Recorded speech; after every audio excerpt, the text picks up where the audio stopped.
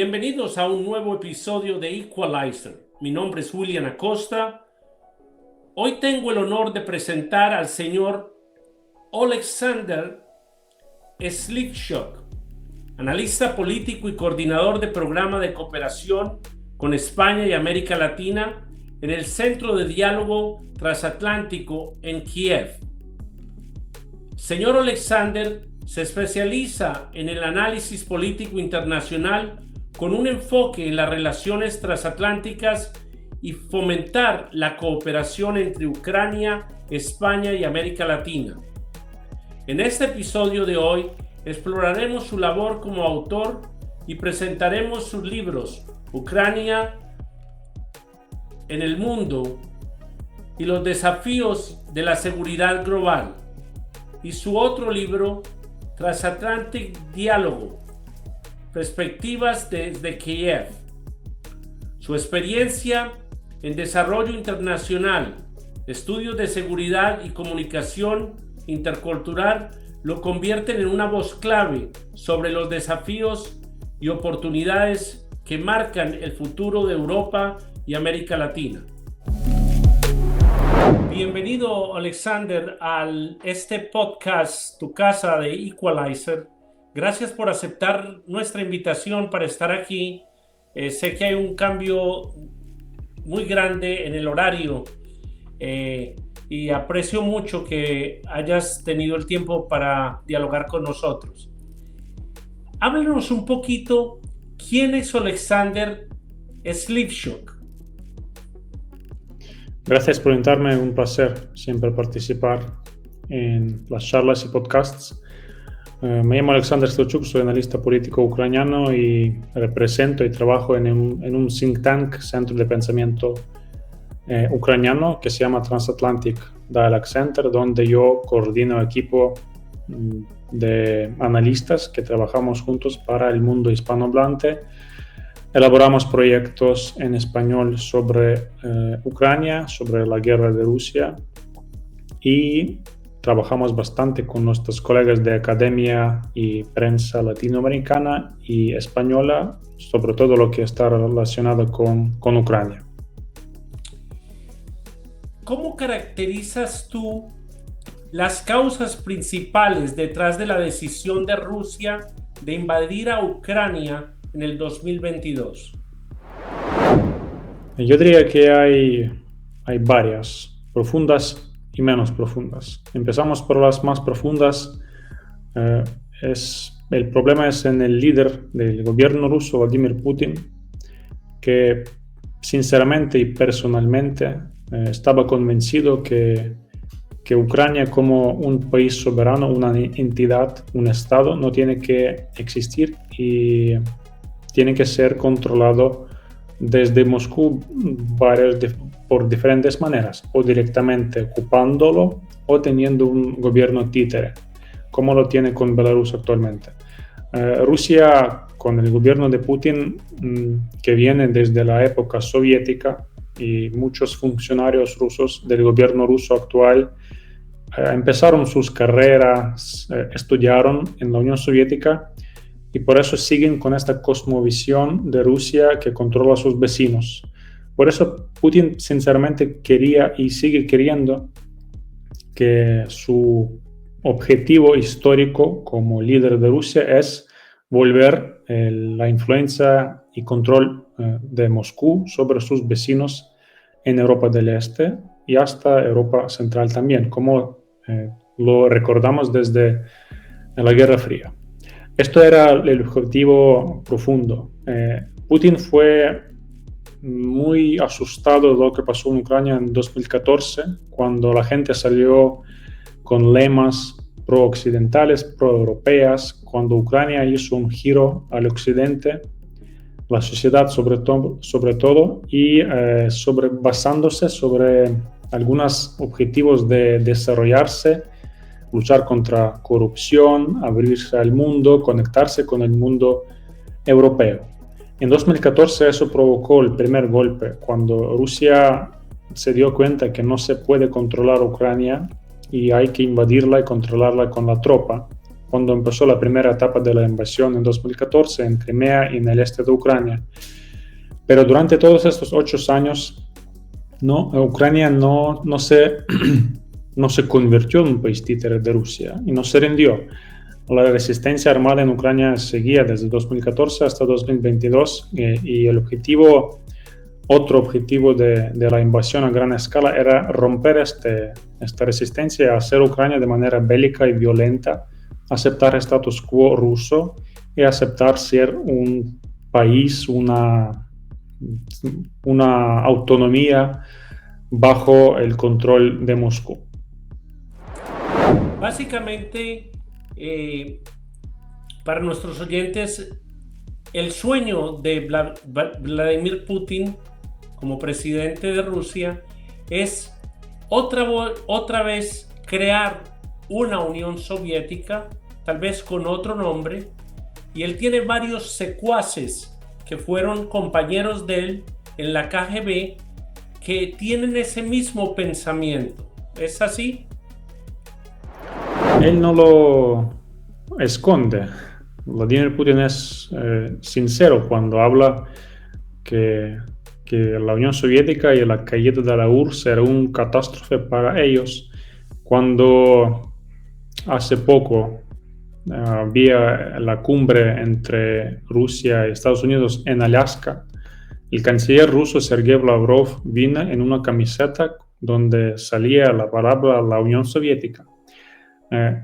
Los líderes actuales en Rusia, no solamente Putin, pero el mismo canciller, ministros, diputados, líderes de partidos, son gente o que tiene nostalgia soviética porque nació ahí, o siguen pensando que Rusia tiene un rol especial en Europa y en el mundo, que el objetivo de Rusia es ser por encima de sus vecinos y controlarles, creando una segunda versión de la URSS, quizá con otro nombre, con otro formato de relación.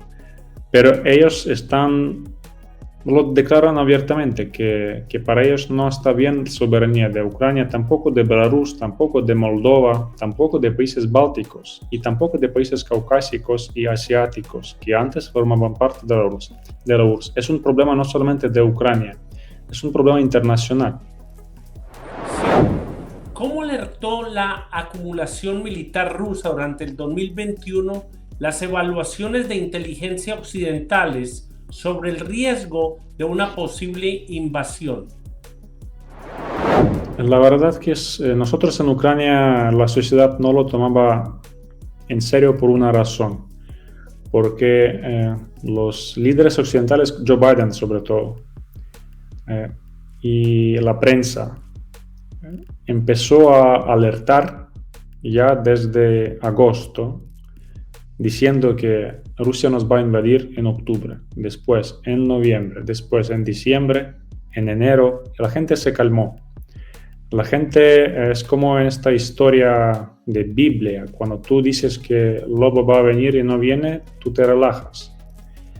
Y eso causó que mucha gente durmió tranquilamente, con calma, en la capital, en Kiev, en las ciudades más cerca de la frontera con Rusia, en los pueblos, y no se dieron cuenta que en la frontera tuvimos una armada enorme. Otra razón es que la sociedad ucraniana vive en condiciones bélicas a partir de 2014. No es una cosa diferente, porque para nosotros tener una guerra violenta, una guerra de verdad, no es una cosa de 2022. Los ucranianos participan en batallas contra los rusos a partir de 2014, 15, 16, porque las tropas rusas están en Ucrania, en Donetsk, en Luhansk, en aquella época. Por eso para nosotros ver acumulación de tropas en Rusia es algo como común que pasa en esta parte del mundo, porque Rusia es un vecino agresivo. Y para mucha gente 2022 no era una alerta ver tropas rusas con maniobras cerca de nuestras fronteras. Al final ocurrió la invasión. El gobierno lo tomó en serio, obviamente, los mensajes del occidente, pero la sociedad en su mayoría cree que no. ¿Qué papel desempeñó la propuesta de la expansión de la OTAN y la alineación occidental en influir en los cálculos estratégicos rusos? Yo diría que no se trata sobre una expansión. Los países de Europa del Este se juntaron a la OTAN de manera voluntaria. La OTAN es un club. No, tú puedes participar en la Unión Europea, pero no participar en la OTAN. No hace falta. Como Austria forma parte de la UE, pero no de la OTAN. Son neutrales. Como Finlandia antes, Suecia antes. Pero hay una cosa con países del antiguo bloque soviético, Pacto de Varsovia, países como Polonia, los Bálticos, Europa Central, que estos países tienen un pasado traumático y complicado con relaciones con Moscú, con Rusia, porque lo que pasó con ellos después de la Segunda Guerra Mundial era otra ocupación, pero en esta vez comunista. Y los élites en Polonia, Chequia, Eslovaquia, Hungría, Rumania, etc., en los años 90 se dieron cuenta que su independencia y libertad no puede ser para siempre, que ellos para sobrevivir en un mundo con Rusia al lado tienen que formar parte de la OTAN, sí o sí, porque uno no puede esperar una tercera invasión en el futuro como lo ocurrió por fin con Ucrania, con Georgia. Y yo creo que ellos tenían razón.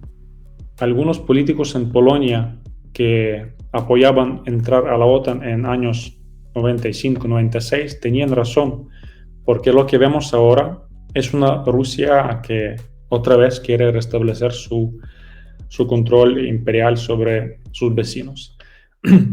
Y otra cosa que quería comentar es que OTAN nunca buscaba la guerra con Rusia. Primero porque Rusia tiene armas nucleares. Es un error pensar que países de la OTAN, que son países todos democráticos y desarrollados, buscan una confrontación directa con un país nuclear que es Rusia. Otra cosa que ahora vemos en qué estado está la OTAN y sus fuerzas armadas, que no pueden y no quieren un conflicto abierto con Moscú. No tiene sentido eso. Rusia por años usaba el relato anti-OTAN como excusas de su política agresiva hacia Ucrania, porque lo que Rusia de verdad teme es para que países como Ucrania, Belarus, Moldova se junten a una alianza de países democráticos en Europa. Esto es su temor principal que tiene el Kremlin. ¿Cuáles fueron las respuestas iniciales ucranianas e internacionales al reconocimiento formal de Donetsk y por parte de Rusia? Era un casus belli no más. Rusia hasta hoy no les considere como un parte completo de Rusia, de Federación Rusa. No lo tomamos, obviamente que no lo reconocemos, nadie lo va a reconocer. Los supuestamente llamados así repúblicas populares no son repúblicas populares, son dos provincias ucranianas ocupadas por Rusia donde los rusos mandaron tropa, establecieron nuevas autoridades de ocupación y lo llamaron república. La verdad es que Donetsk y Luhansk es territorio ocupado, igual que parte de Gerson, parte de Zaporizhia. Son provincias ucranianas que no tienen ninguna diferencia de los demás. Es una ilusión pensar que Donetsk y Luhansk tienen otra identidad o nación. No hay esto. Ucrania está poblada por los ucranianos y también hay minorías rusas, belarusas, polacas, rumanas, griegas, etc. Y en Donetsk y Luhansk viven los ucranianos igualmente, pero bajo ocupación. Rusia, otro relato que creyeron es que como si en el este de Ucrania vive otra entidad, otra nación, otro núcleo que no quiere seguir con Ucrania y que busca independencia. Bueno, la gente que vive en la provincia de Donetsk no es otro pueblo. Eso hay que decir. Y no son rusos. Solamente hablar ruso en Ucrania no significa ser ruso, porque se habla ruso también en Odessa, en Kiev, en Kharkiv. Es el resultado de rusificación por décadas durante la URSS. Los irlandeses hablan inglés y no son ingleses. Los belgas hablan francés, no son franceses. Igual que algunos ucranianos hablan ruso, no son rusos. Que eso es esa visión equivocada que el mundo tiene hacia Donetsk y Luhansk. ¿Qué impacto tuvieron las operaciones informativas rusas y las campañas de desinformación en la opinión pública nacional y extranjera? Rusia es muy capaz en campañas de desinformación. Su relato más fuerte es este relato sobre la supuesta expansión de la OTAN que provocó la invasión. Otro relato fuerte es la guerra civil en Ucrania en 2014, que Rusia niega su presencia militar en Ucrania. Rusia lo vende como un conflicto interno civil, que no era así. Y su parte fuerte también es el recurso. Rusia tiene plataformas en diferentes idiomas, sobre todo en español, sobre todo plataformas como Russia Today, Sputnik, que están en Latinoamérica y están presentes en redes sociales. El objetivo principal no es engañar o mandar noticias falsas, porque en el mundo moderno no es difícil verificar información. El objetivo principal de actividades rusas es generar dudas, para que la gente cuestione cosas que parecen obvias, como invasión, como guerra, que son malos, es mal invadir. Pero Rusia, cuando habla, intenta generar dudas, ganar apoyo en sociedades donde países como Estados Unidos tienen una mala fama. Hay un enorme sentido anti-estadounidense en países latinoamericanos, en la izquierda latinoamericana, que a veces tiene consecuencias lógicas, por lo que hacían administraciones norteamericanas antes, que uno puede cuestionar, y Rusia lo está usando muy bien para vender el relato que los norteamericanos son culpables de todo lo que pasa en el planeta, y en Ucrania también, que no son ellos, pero son los del occidente. Esta lucha contra el occidente, que ya dura desde la época soviética hasta hoy, es como un relato principal que tiene Rusia. ¿Cómo difieren los objetivos militares iniciales de Rusia en las primeras semanas de la invasión respecto a su enfoque operacional posterior en el día de hoy? Hay dos cosas. Rusia apostó por Blitzkrieg, por una guerra rápida, cuando mandó columnas blindadas desde este, sur y norte, que entraron a Ucrania de golpe y de golpe ocuparon unas tierras muy grandes, un territorio enorme. Al mismo tiempo, Rusia lanzó misiles balísticos cruceros y entró con aviones al espacio aéreo ucraniano, que Ucrania antes no tenía esta experiencia. Y el objetivo principal era romper la resistencia de golpe y llegar hasta la capital. La capital ucraniana está situada en 150 kilómetros desde la frontera con Belarus, que es un país aliado de Rusia. Las tropas rusas entraron desde Belarus y deberían tardar como más 6-8 horas para llegar hasta alrededores de la capital Kiev. Lo fracasaron por varios motivos, porque Ucrania logró resistir, etc. Y después Rusia cambió su estrategia 100%, yo diría, que se convirtió en una guerra de agotamiento. Que Rusia sabe luchar, tiene recurso humano y militar, y la sociedad rusa parece que lo está percibiendo como algo normal. Por eso, para Rusia, ahora una guerra de agotamiento a largo plazo, tomando Ucrania metro cuadrado por metro cuadrado, es algo que están realizando. ¿Qué importancia tiene la ayuda militar occidental como los sistemas HIMARS, Patriot y Leopardo en la configuración del campo de batalla en esta guerra? Hay gente que sobreevalúa armamento occidental. Hay gente que lo toma como algo lo más sofisticado que hay ahora en el mundo. Depende del sistema. Los lanzacohetes HIMARS es una generación última, aunque es un arma de años 90, pero para la realidad ucraniana es una arma que cambió la guerra, es un game changer. Había pocos game changers en esta guerra, un armamento que cambia toda la campaña. Era HIMARS porque es preciso y es muy eficaz.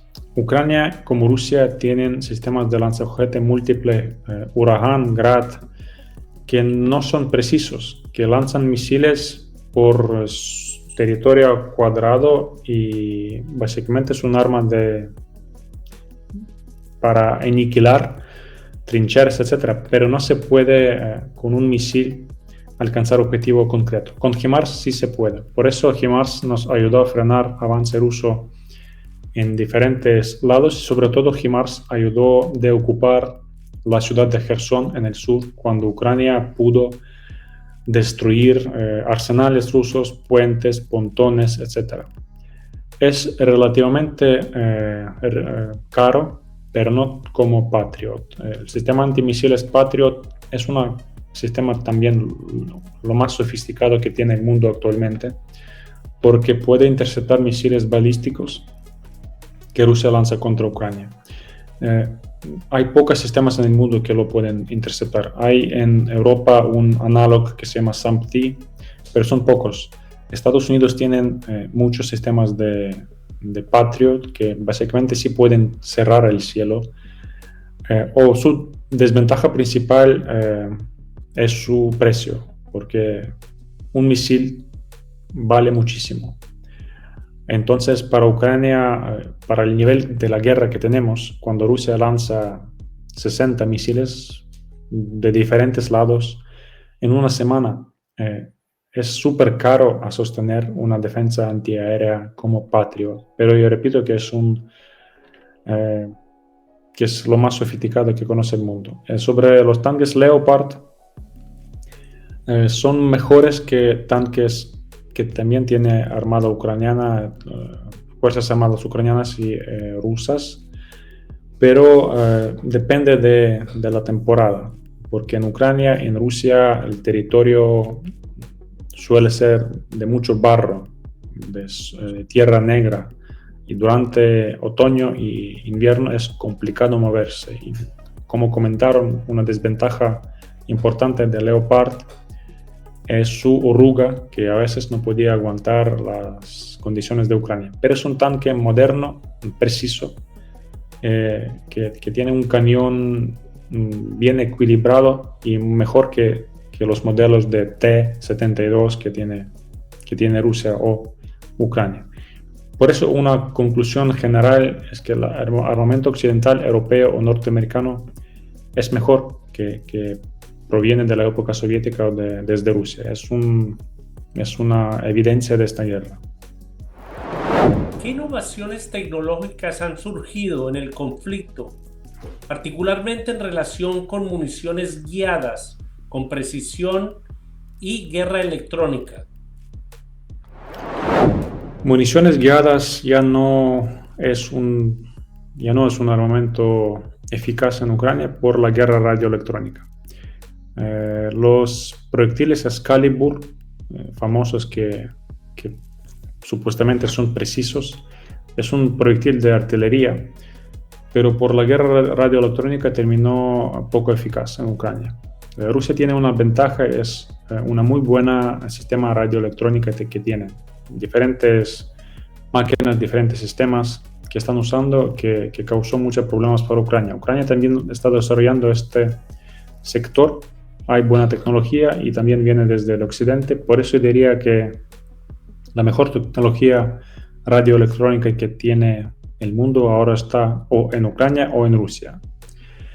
Eso causó muchos problemas también para los drones, porque ahora cada unidad, cada camioneta, cada vehículo blindado, tanque, cada camión tiene su propio pequeño sistema de lucha radioelectrónica, porque están luchando contra los drones kamikaze que Rusia y Ucrania están lanzando en el frente.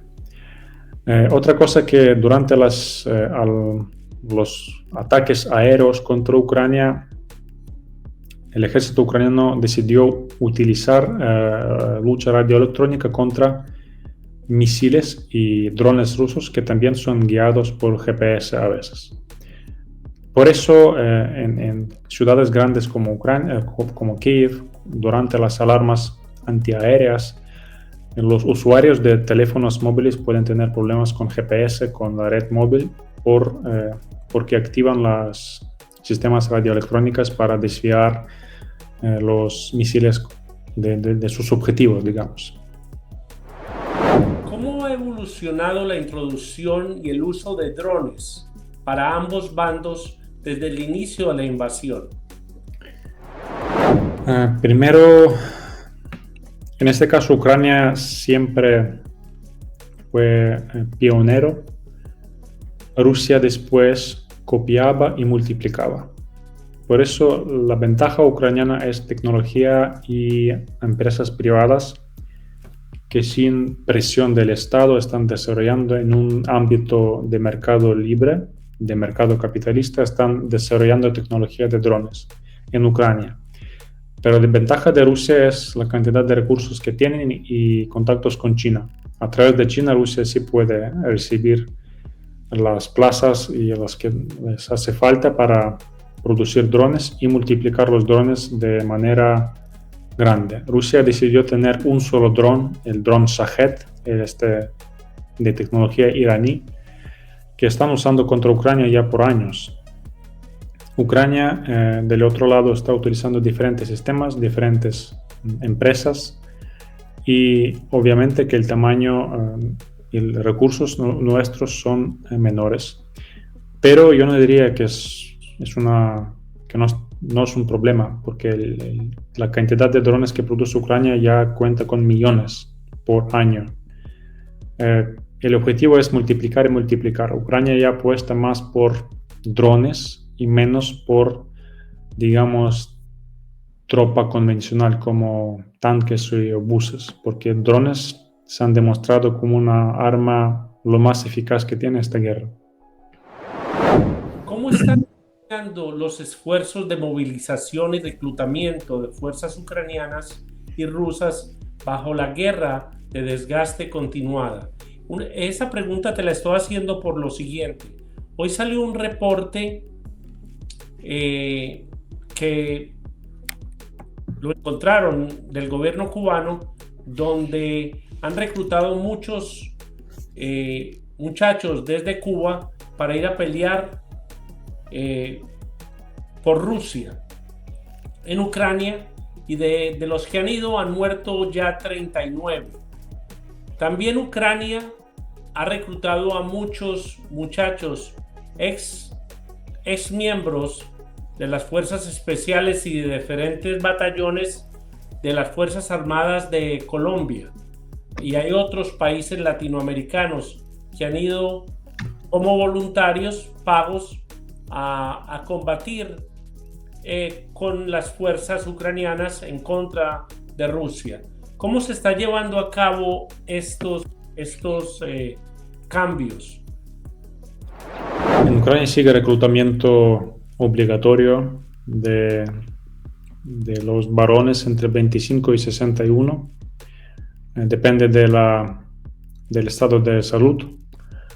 Cada mes Ucrania recluta casi 30.000 personas.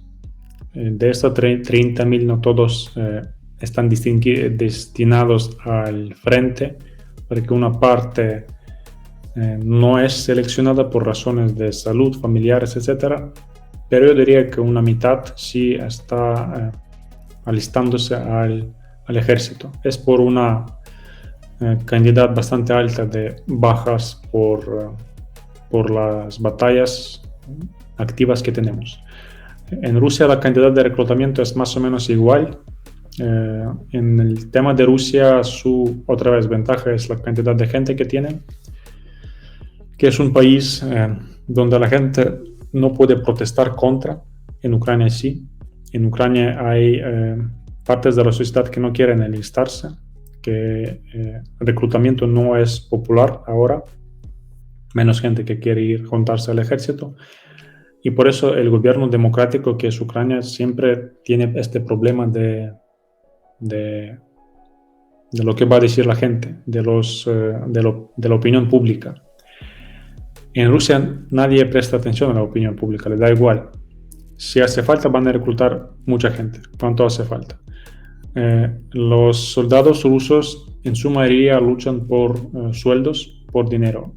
Antes había gente que luchaba por ideología, por convicciones que eran anti-ucranianas, etc. Ahora una gran parte del ejército ruso gana muy bien en el frente, unos 2-3 mil dólares por mes en el campo de batalla están recibiendo. Para Rusia es una cantidad de dinero bastante grande y mucha gente se decide juntarse al ejército básicamente por necesidades financieras. En el tema de reclutamiento de extranjeros, en Ucrania los extranjeros sobre todo de países latinoamericanos y también de países europeos, de Estados Unidos también hay, forman parte de Fuerzas Armadas de Ucrania. Ellos no forman parte de alguna unidad diferente, pero reciben DNI, documentos ucranianos, como cualquier militar ucraniano, reciben sueldos, reciben tratamiento médico, armamento, etc., en el mismo nivel que los nacionales ucranianos. Por eso no les tratamos como mercenarios como quiere vender Rusia.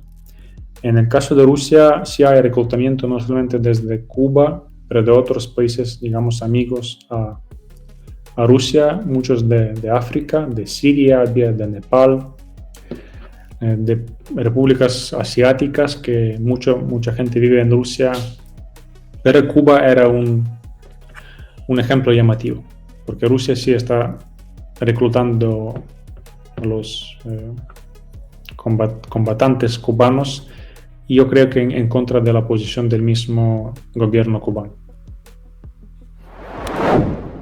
Cuando empezaron a abrir las cárceles y los hospitales mentales en Rusia para incorporarlos a las Fuerzas Armadas de ellos, a mí me causó un poco de problema eso por la causa de la cantidad de violaciones a las mujeres ucranianas jóvenes cuando entran estos combatientes a los lugares donde tienen campañas. ¿Cómo están haciendo para criminalizar o contabilizar estos actos de agresión sexual física en contra de las mujeres ucranianas? La verdad es una cosa que causó shock para todos, porque cuando la tropa rusa entró al pueblos ucranianos en el inicio de la guerra en las zonas fronterizas con Belarus o con Rusia, por esa cercanía que tenemos con los rusos, que entendemos ruso, no son tropas nazis alemanes como durante la Segunda Guerra Mundial. La gente habla ruso y para muchos fue raro y un shock ver enorme cantidad de violaciones sexuales contra niñas, o sea, chicas de verdad, las mujeres, y mujeres ancianas de edad avanzada. Es como una horda sin control que invadió el pueblo sin cualquier control de oficiales, porque sí había oficiales con ellos. Empezaron a violar la población civil y muchos de ellos después fueron matados en sus propias casas, y ciudades como Bucha y Irpin, después de ser recuperadas y deocupadas, el gobierno se dio cuenta por la enorme cantidad de violaciones sexuales que ocurrieron, hasta que en la ONU hicieron informe, y lo que más me causó shock que en la edad de violaciones hay casos entre 6 años hasta 81, que la verdad uno puede decir que es un ejército invasor, pero tal hechos dicen que es un ejército lleno de psicópatas que no obedecen los órdenes de mismos oficiales. El problema es que cuando yo empecé a ver los listados y las edades de niñas, hay gente con condiciones de pedófilos, que no es una agresión sexual normal, que no tiene cura, y que Putin, a las sabiendas de que estaba dejando salir depredadores de sus cárceles, los manda a combatir una guerra con una población que ya está afectada, y quedan mucho más afectados si les violan a sus niñas, a sus niños. A mí me parece eso, que la Corte Penal Internacional, las Naciones Unidas y los entes gubernamentales mundiales no le están como poniendo el enfoque claro para que paren estas agresiones. Una cosa es que yo como soldado ataque a otro soldado por mi supervivencia y por dinero o por lo que sea, pero otra cosa es estos crímenes de lesa humanidad y estos atropellos en contra de la población civil, especial nuestros ancianos, nuestros niños, nuestras niñas y nuestras mujeres. Totalmente de acuerdo. Y yo estoy convencido que esto que la Corte Penal Internacional y la sociedad ucraniana va a seguir luchando por la justicia, porque la justicia es lo que falta en esta guerra. Es una barbaridad que ocurrió, y lo importante es mandar este mensaje a la comunidad internacional, que sigue tomando Rusia como un país que tiene que estar en la mesa entre el mundo civilizado. ¿Cómo han atacado los drones las infraestructuras críticas dentro del territorio ucraniano, y cómo han atacado los ucranianos estas mismas infraestructuras dentro del territorio ruso?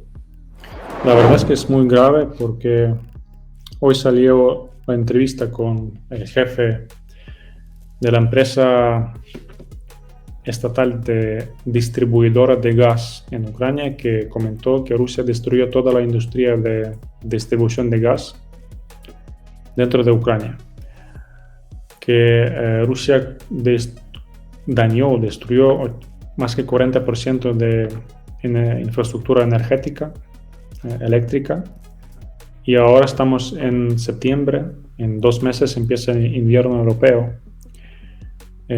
que va a ser duro como el invierno pasado. Dicen que más duro. La gente de verdad ahora está comprando leñas y está escapando al pueblo desde ciudades grandes, donde sí habrá apagones y falta de calefacción. Es una realidad que si tendremos, sí o sí, la gente está preparándose. Es la consecuencia del uso de drones y oleadas de drones que Rusia lanza contra Ucrania. ¿Cómo responde Ucrania? Rusia es enorme en su territorio.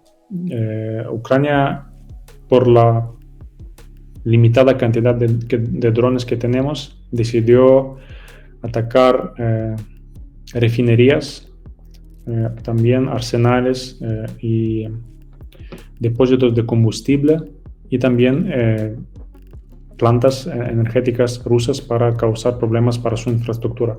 Actualmente en Rusia hay escasez de petróleo y diésel en estaciones de servicio en Moscú, en las zonas fronterizas con Ucrania, donde sí ya se sienten consecuencias de los bombardeos. Yo diría que el uso de drones es simultáneo. Rusia ataca, Ucrania responde, y viceversa. De momento no hay fin. Rusia sí tiene más drones, pero yo diría que la capacidad ucraniana es ya bastante avanzada. ¿Cómo está influyendo las lecciones de la guerra de Ucrania en la doctrina global sobre drones y las políticas de adquisición militar? Una pregunta muy importante, porque hay cosas que los ejércitos van a emprender y cambiar para siempre. Primero es que el uso de columnas blindadas es una cosa del pasado, nunca más, porque en Ucrania las columnas blindadas rusas y ucranianas también fueron destruidos por el uso de drones precisos, porque los drones son más rápidos. Otra cosa, el tema de blindados. Hay gente que piensa que la época de los tanques ya terminó. Hay gente que dice que no. Pero yo diría que un tanque Leopard T-72 Abraham puede ser destruido por un dron que vale $5,000. Porque este dron puede alcanzar algún parte vulnerable del vehículo. Los ejércitos van a desarrollar muchísimo el sistema radioelectrónica, eso sí. Esto va a ser el futuro de la lucha contra drones. Estos ejércitos de drones de mosquitos va a ser una estrategia de muchos países con recursos limitados, como Ucrania, como países de la OTAN en Europa. Yo diría que el futuro de cazas y aviones cazas también puede ser cuestionado por el uso de drones grandes que pueden un día reemplazar los cazas tradicionales que nosotros conocemos. Y también porque un dron puede volar, sí puede volar 2.000 kilómetros sin problema y sin ser detectado por radares, porque es pequeño, porque es de un material especial, etc. Para un caza es más complicado. Es más fácil enseñar a entrenar un piloto de dron que está escondido que un piloto de un avión. Sí o sí, el uso de drones es por venir. Pero no solamente el dron aéreo, como lo sabemos, que son diferentes, pero también el dron marítimo y terrestre. Ucrania demostró un gran éxito en el uso de drones marítimos y esto de verdad es una de las victorias que tenemos en el Mar Negro, donde Ucrania con drones marítimos casi descapacitó la flota del Mar Negro rusa que ya no opera contra Ucrania, que es un armamento súper eficaz y es también una amenaza principal para corbetas tradicionales que conocemos, porque la flota actual va a ser difícil luchar contra los drones marítimos. ¿Cómo han respondido las autoridades polacas y la OTAN a los ataques transfronterizos o desbordes accidentales como los quiere pintar Rusia? Porque ellos tienen una cosa que yo llamo, ellos siempre tienen una respuesta para todo y nunca quieren quedar mal. Es algo que el socialismo y el comunismo han aprendido a utilizar muy bien en todas las regiones donde están. Una pregunta muy buena. Nosotros en Ucrania lo analizamos con mucho escepticismo porque la OTAN no responde como debería responder. Todos recuerdan el caso en 2015 cuando Turquía, miembro de la OTAN, interceptó y derribó un avión ruso que entró a su espacio aéreo. En Estonia, en Finlandia también deciden no hacerlo. Por algunas razones, creo que sobre todo porque piensan que se puede no provocar Rusia una agresión más grave. Quizá porque piensan que no tienen respaldo del resto, del occidente. Rusia está cuestionando a la OTAN de manera muy drástica y en este sentido los rusos están ganando. La verdad es que analizando sus acciones, uno se da cuenta que la OTAN no responde como debería responder. Esto no provocó una respuesta grave, unas sanciones tampoco, no mandaron más cosas a Ucrania para enfrentar a Rusia aquí. En realidad, yo creo que es un gran error, que es el mismo error que cometieron los aliados en 1938-39, cuando no lucharon contra Alemania nazi como deberían luchar. Ahora, la historia se repite en este caso y cada vez vamos a ver situaciones más graves en la región. Creo que Europa, por su tranquilidad, se está buscando problemas más graves. ¿Qué nuevas formas de agresión cibernética o guerra electrónica han tenido como objetivo países que apoyan a Ucrania en esta guerra? Porque cuando la gente mira la guerra en Ucrania, piensan que está concentrado solamente en el territorio ucraniano, pero estas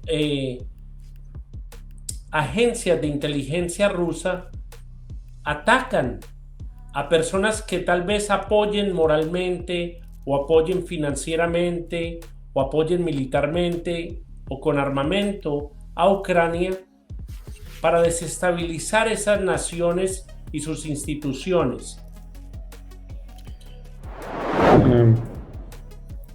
Ahora, según la estadística, uno de los países más atacados de manera cibernética es España, por alguna razón. El gobierno español no lo comunica, pero yo creo que la mayoría de los ataques vienen o de China o de Rusia. En los países como Reino Unido, Estados Unidos, Polonia, Alemania, Francia, los que abiertamente apoyan a Ucrania con armamento en guerra contra Rusia, reciben ataques cibernéticos de manera mensual. Es una cosa que ya pasa cada mes y no es algo único. Por eso las prácticas anticibernéticas aquí en Europa son bastante avanzadas contra este tipo de acciones. En Ucrania pasaron ataques muy graves. Yo recuerdo ataque que destruyó una operadora móvil que la gente no podía usar, no tenía cobertura por ataque cibernético contra sistemas bancarios. No puedes usar tu banco ni sacar dinero en efectivo, contra aplicaciones del gobierno, contra páginas del gobierno, del parlamento, etc. Y para la época moderna, tener problemas con servicios digitales es casi un colapso porque la gente el mundo se para. ¿Cómo está fiscalizando Ucrania el robo o el saqueo de riquezas a medida que va avanzando el ejército ruso? Hay un registro de daños causados por la guerra. La Fiscalía ucraniana está registrando todo, aunque la cantidad es enorme. Me parece que la destrucción tiene tamaño de la Segunda Guerra Mundial, para entender. Sí hay un registro, hay coalición de países internacionales que se juntan para reconstrucción en el futuro. Sobre la riqueza robada, de verdad no se puede controlar porque Rusia llevó plantas ocupadas, granjas, sistemas agrícolas, o sea, todos los bienes que estaban ahí, todo fue saqueado. Ahora está bajo ocupación. Es complicado a contar el daño final.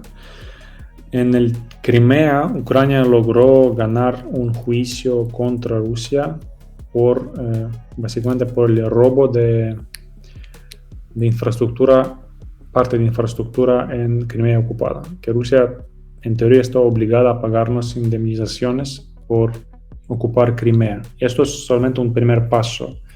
Yo creo que los tribunales entre Ucrania y Rusia por daños causados en esta guerra va a durar por años, de verdad, por años, y vamos a ver muchas cosas por venir. ¿Qué papel ha desempeñado terceros países para ayudar a Rusia a evadir o adaptarse a las sanciones internacionales?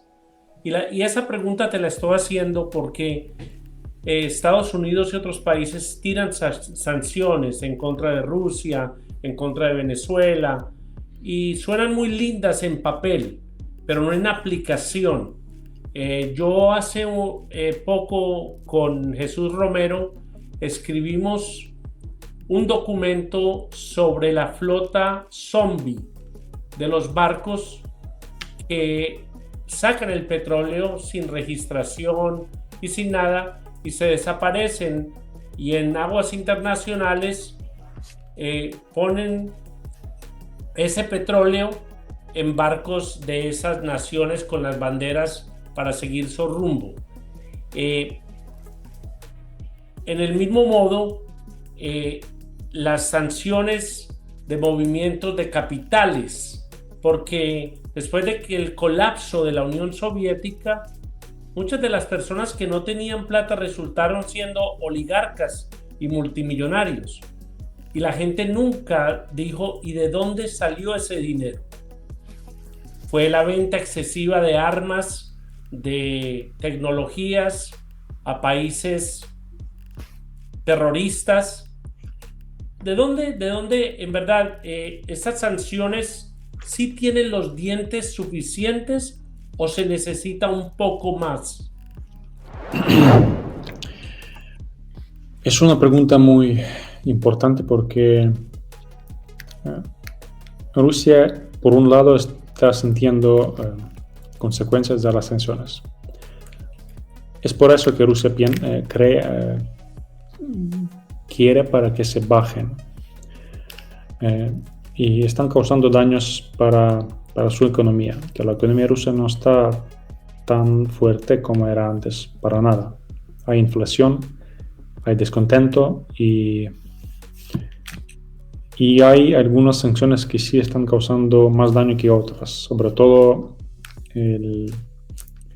la venta de tecnología avanzada para industria rusa, también por ejemplo para líneas aéreas rusas que no pueden reparar sus aviones Boeing o Airbus. Es una cosa solamente la única que hay. Pero países como China lo están ayudando a desviar bastante. También países como Kazajstán o India, hay bienes que entran a partir de esos países y se van a Rusia. O sea, es complicado, casi imposible controlarlo todo. Pero hay que hacerlo. Por ejemplo, la Unión Europea sigue comprando gas y petróleo ruso hasta hoy. Es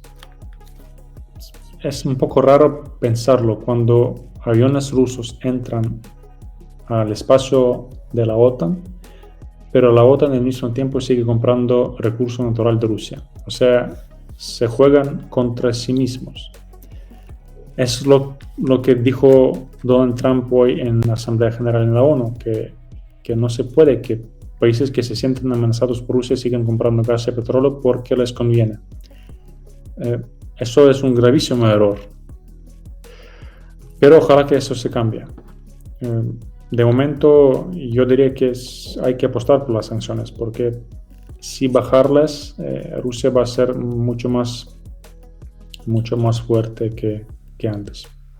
¿Pero piensas que hay algo más que sanciones, donde sancionemos a los países que supuestamente son aliados, pero que en verdad están negociando con el enemigo que viene a ser Rusia? O sea, uno no puede estar con Dios y con el diablo en el mismo cuarto. O estás con Dios o estás con el diablo. Europa está con los dos. Europa está con diablo como China y con Dios con el Occidente. Europa no quiere imponer sanciones contra China. No quiere. Y esto va a ser un problema. ¿Qué tecnologías robóticas y cibernéticas o impulsadas por la tecnología IA nuevas se están probando o desplegando en este conflicto? Primero, están entrenando que los drones sepan ellos mismos elegir el objetivo. O sea, para que un dron kamikaze por sí mismo elige su objetivo mientras vuela en el espacio aéreo. Rusia lo intentó hacer, Ucrania también. Esto con el uso de inteligencia artificial, pero todavía yo no diría que AI no es una cosa decisiva en el campo de batalla todavía. es una tecnología moderna, pero en el mundo de guerra, inteligencia artificial no forma parte de algo importante de momento, pero esto tiene potencial. ¿Existen tendencias observables en el uso de inteligencia de fuentes abiertas y vigilancia colaborativa en operaciones en tiempo real? Una buena pregunta. Esa guerra es muy grabada. Cada soldado tiene celular y hay internet en el frente. Es algo que no tenía en las guerras anteriores. ¿Qué significa? Que tú tienes un flujo de información constante, que desde primera persona, que puedes ver, analizar y hacer conclusiones. Por eso, desde fuentes abiertas, Rusia está sacando mucha información también, como lo hace Ucrania. El gobierno ucraniano ahora está luchando bastante contra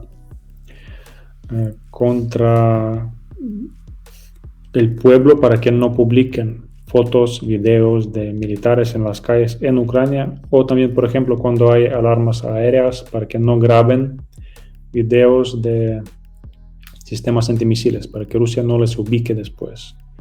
En el mundo digital, cada uno puede ser una fuente de información. ¿En qué medida futuros conflictos reflejar patrones vistos en Ucrania respecto al combate urbano y enfrentamiento de alta tecnología en esta guerra híbrida? Yo diría que yo no creo que los conflictos en otras partes del mundo bélicos van a ser muy parecidos al ucraniano, porque en Ucrania tenemos Rusia, que es un actor extraordinario por su violencia, agresividad, por capacidad del fuego y destrucción. Ejércitos como, por ejemplo, cualquier ejército europeo no puede hacer lo mismo que hace Rusia contra un supuesto enemigo, destruyendo ciudades a cenizas. Eso no se hace ahora. Por eso yo diría que algunos aspectos van a reemplazar, algunos no. Por ejemplo, el uso de drones en vez de gente, sí, porque en la guerra moderna es muy caro entrenar gente y muy caro perderla. Por eso, con la tecnología que tenemos, los drones van a ser mucho más populares que propios soldados en el campo de batalla. Yo creo que vamos a volverse también a la guerra de trincheras. Es algo que sigue vivo. Los tanques, por ejemplo, son cuestionados por las trincheras y búnkeres. Es una cosa que ya sigue vivo desde la Primera Guerra Mundial. En Ucrania todo el frente está lleno de sistemas de trincheras. Por ejemplo, el entrenamiento de civiles es bastante rápido. Yo creo que países como Ucrania no va a contar con un ejército profesional solo, pero con una enorme reserva. Por eso países van a seguir estas técnicas. ¿Qué libros has escrito tú hasta ahora? Porque sé que has dedicado toda tu vida al estudio y a una gran preparación académica. ¿O piensas escribir algún libro en el futuro? Me gustaría escribir uno.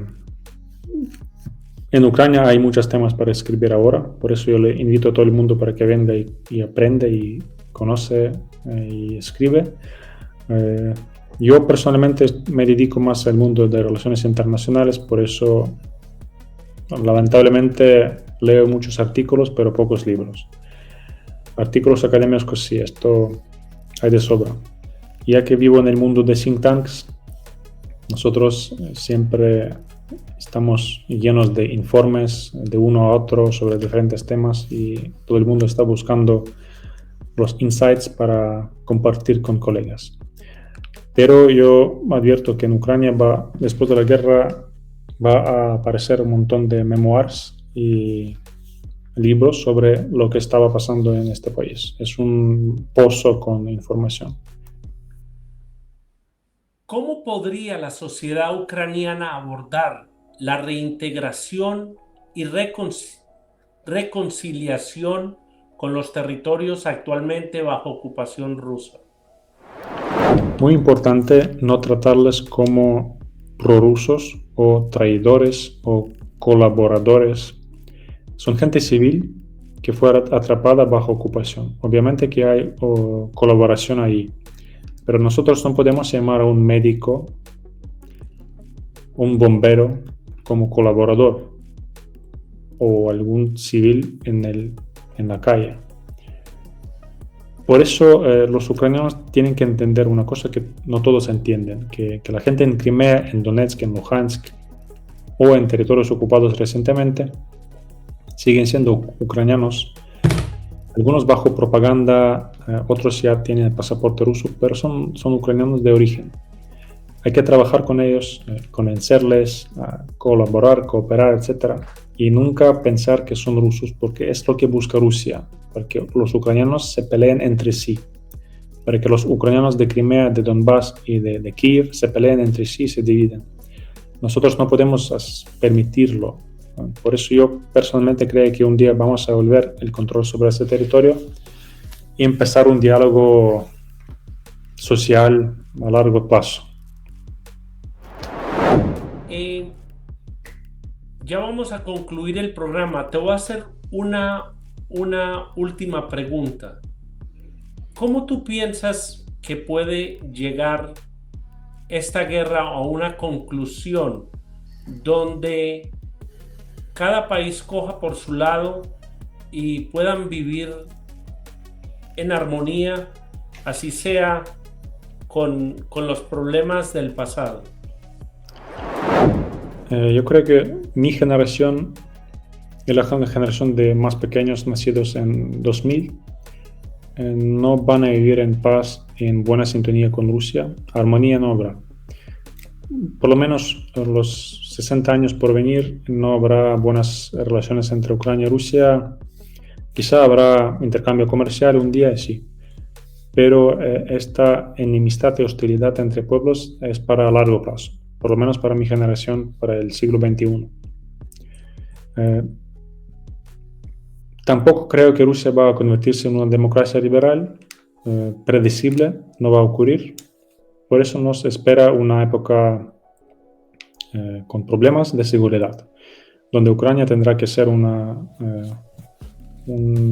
país, un bastión armado contra una Rusia hostil que tendremos en el futuro. Es un panorama bastante pesimista, pero yo creo que hay que prepararse para lo peor y no pensar en algunas ilusiones de buena amistad con Rusia. Dos preguntitas más.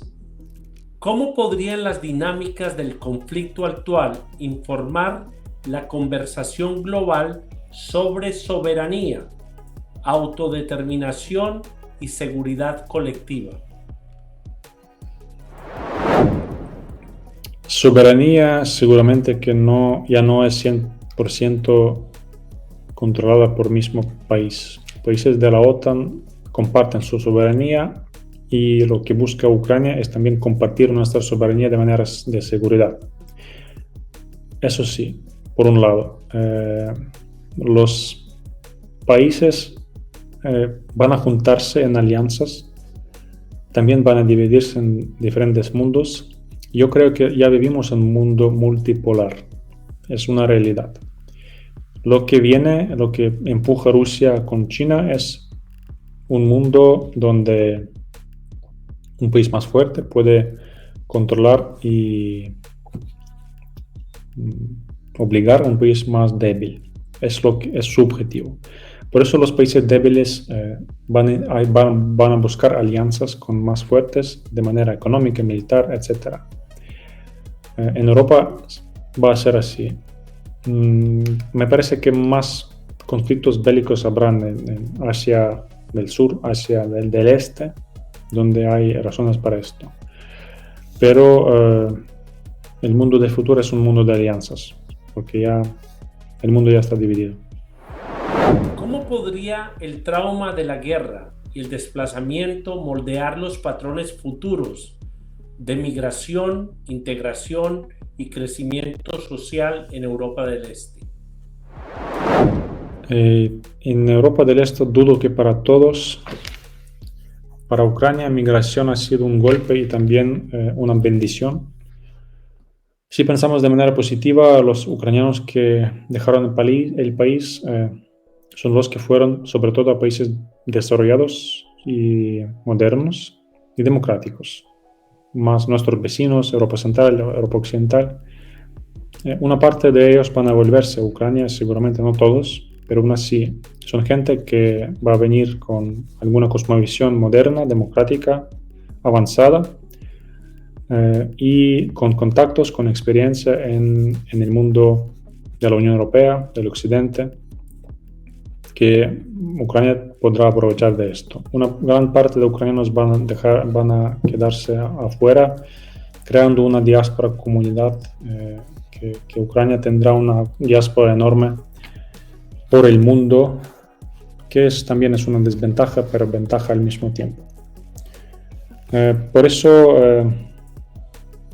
lamentablemente, la migración va a ser nuestro problema para largo plazo. La gente va a tener miedo de vivir en un país así, con problemas de seguridad, y muchos van a salir. Por eso, del fin de la guerra, de verdad depende qué sociedad tendremos. Alexander, muchas gracias por esta conversación tan amena. Le quiero mandar de aquí mi apoyo incondicional al pueblo ucraniano. Siempre están en mis oraciones. Es un pueblo donde no solo los hombres han ido a prestar servicio militar, pero las mujeres han contribuido invaluablemente en esta lucha contra Rusia. En verdad es muy admirable que un país tan pequeño le haya dado una batalla a un oso tan grande como es Rusia. Muchas gracias, ha sido un placer, de verdad, una entrevista con tantas preguntas interesantísimas, una charla muy, muy amigable. Un placer siempre y gracias por sus palabras y apoyo. Así concluye este episodio de Equalizer. Gracias al señor Oleksandr Slikchuk por compartir su experiencia y perspectiva con nosotros. También agradecemos a nuestros oyentes por sintonizarse y apoyar a Equalizer. Su participación impulsa este programa. Un reconocimiento especial a nuestro equipo de producción por hacer posible este episodio. Si disfrutaron de esta entrevista, denle like y síganme en los enlaces proporcionados y compartan el episodio con amigos y familiares. Hasta la próxima, que Dios los bendiga.